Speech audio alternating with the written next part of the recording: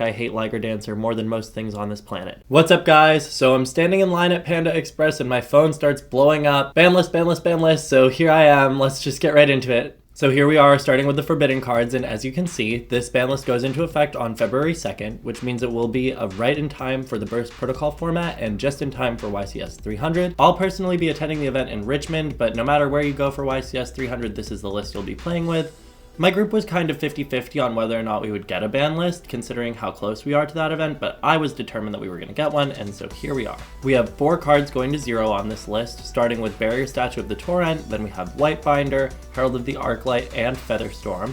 I think all of these are good bans. We saw Herald of the Arclight being used both for its intended purpose as an endboard piece in Yummy and also as a bridge piece to search for Habakiri and Yamimitsu. It was definitely a really powerful card and its time had come. With Barrier Statue of the Torrent, we see Konami moving away from these build a floodgate board style decks, and so taking away this endboard piece from Waterbox was just a matter of time. I thought maybe they were giving it a little bit of leeway where like it could be super polyed even under its own lock, where Muddragon is water, but I was hoping they would get rid of it. Nice to see it gone. And similarly with Featherstorm, but almost in more of a like unpredictable Saki way, where Water Statue was keeping you from playing the game, but you knew it was coming. Featherstorm was this card that a plethora of decks could just randomly sideboard into if they wanted to go first, and be like, oh, if I see it, I'll make a Castell, if I don't see it, whatever. Not to mention like Radiant Typhoon having a Windwing Beast. Just ultimately the kind of card that we don't want in the game. And then the last ban, which is White Binder, was the ban that I expected actually the least, if I'm being honest with you.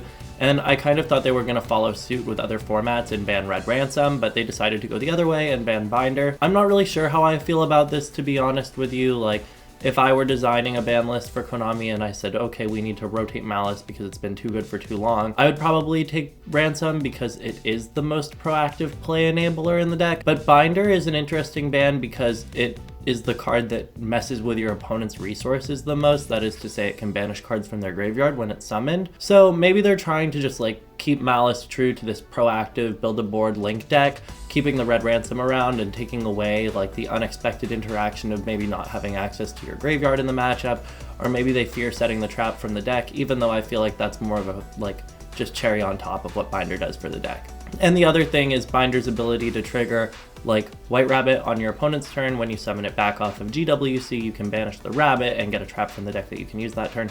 But this is all still doable with March Hare. So again, it will be interesting to see how Malice shakes out. But that is enough with the banned cards. Let's get into the limited cards. There are 7 of them, and it is Mululu, Jokul, Holisu, Snatchy, Habakiri, Case, and Ketu. All of these I think were like on people's radar for cards that could go to 1. I was definitely in the camp of Mululu, Ketu to 1. I was even thinking possibly Arthalion to 1, but I'm interested to see how Draco Tail shakes out with just these limits. But I think Jokul to 1 was definitely going to happen. I'm like kind of surprised by Case, but some other formats have hit Ripper, so this is a nice alternative to that, perhaps. I love to see Holisu to 1. It leaves me hopeful that like Vanquished Soul will get Raisin back and the deck will be a thing. And then Snatchy to 1 is a lot for the first wave of hits to Yummy, especially on the same list as Arclight to 0, but there is a precedent for this. Snatchy is at 1 in East Asian or OCG, and 2 in the other format. And then Habakiri to 1 just feels like such a whatever hit to me, if I'm being so real with you, because Pre-Prep still exists, and Manju still exists, and obviously Prayers still exists. Like, if Mitsu was going to get hit before the Structure Deck product, I was thinking that Prayers could be a good limit, but they even feel like that's too much, which is just such a bummer because Mitsu's gonna be so good still, and that's fine. I like playing Mitsu, like you saw my Mitsu Hecka Hands list. If you haven't, please go watch it. But Mitsu still being as good as it's going to be with no touch to Impulse and no touch to Zombie Vampire is definitely interesting. I guess I'll just go through and I'll say, like, I kind of expected a Zombie Vampire ban, I kind of expected a Staryuja Skull ban, kind of expected a Baguska ban. Those are the 3 things that were on my radar. Oh, and Sanctifier. But as far as Case and Jokul, I think like this is targeted at Crystron K9 and Vanquish Soul K9. And as far as Mululu and Ketu, like the deck just needed to be hit somehow, and I think this is a reasonable way to do it without taking away 5 mana, which is what makes the deck fun to play and, in my opinion, play against, although that depends on who you ask. And we go from 7 limited cards to 1 semi-limited card. We have Droll and Lockbird as the only card going to 2 on this list, and it's fine.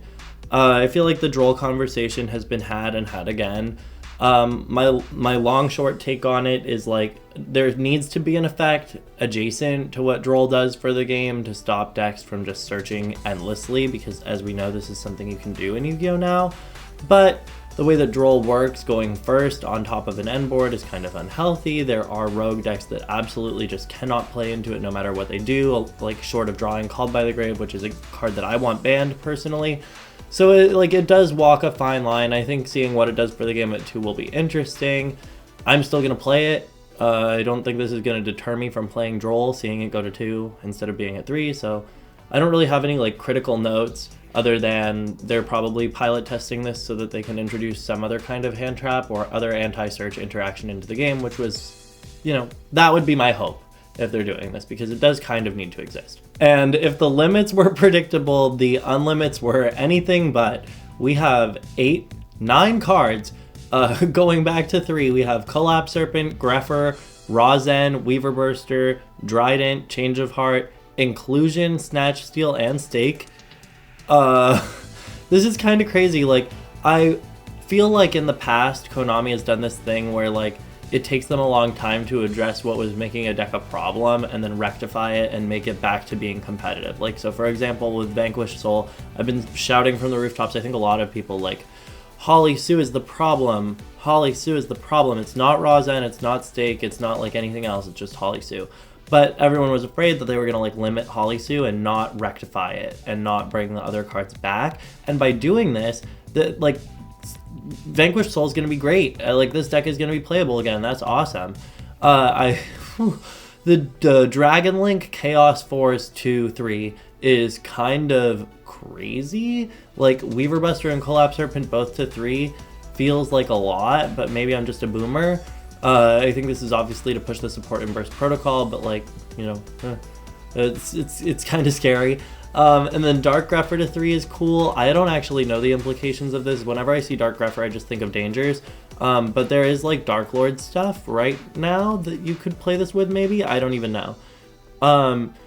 Dryden to 3, I don't really think this makes a difference. Change of Heart to 3, this is pretty cool for like Hecka hands. I don't know, maybe they play this going second to like make plays. That would be kind of funny. Inclusion to 3 on the same list as the K9 hits is another example of Konami addressing a problem and rectifying it so that the deck can still see play. Inclusion in Pure Crystron, or inclusion with a like dumbed down K9 engine, definitely is like fair for the deck to have. And now they'll get to play their OTS supers, so that's great. Snatch Steal, same thing as Change of Heart. Like, I don't really think it makes a huge difference, but it might be cool in a certain deck. And then Staker Soul, we already talked about this, like Vanquish Soul is going to be good again. As far as winners and losers of the list really quick, it would be nice to just talk about this. I do plan to do a full tier list, but I'll do like a quick winners and losers of the specific ban list. I think like obvious winner is Lunalight, literally 0 hits. That deck is toxic. I hate Liger Dancer more than most things on this planet. Please don't play it at Richmond. I don't want to play against you if you're playing it. It's nothing personal. And then like losers, Yummy, like Snatchy to 1 on the same list as Arclight to 0 is pretty devastating. Like, the end board for Yummy now is like IP Cupsyway Pass. Which is just funny to me. Water loses out because they lose their Floodgate. Like, that deck kind of relied on like forcing you out of the game with barrier statue stuff. There's still interaction that it can present, but it gets a lot worse, which I'm okay with. Malice loses out, but again, I don't think the White Binder hit kills the deck. So I think Malice will still see play.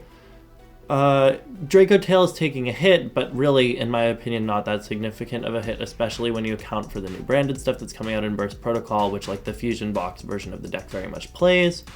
The Mitsurugi hit is basically like fake. I think that this is going to impact the deck like almost 0. Mitsu will continue to see play as a very strong engine across a lot of different decks. I do think this clears the way, the yummy way, a little bit for Elven Note coming out in Burst Protocol. I did make a guide on that deck. Please go check that out because it does affect how you'll play and play into the first wave of support. I will be updating that for the new stuff that was revealed for Blazing Dominion. But yeah, look forward to a tier list, look forward to some updated deck lists following the ban list, and I'll see you in the next one. Thank you so much for watching.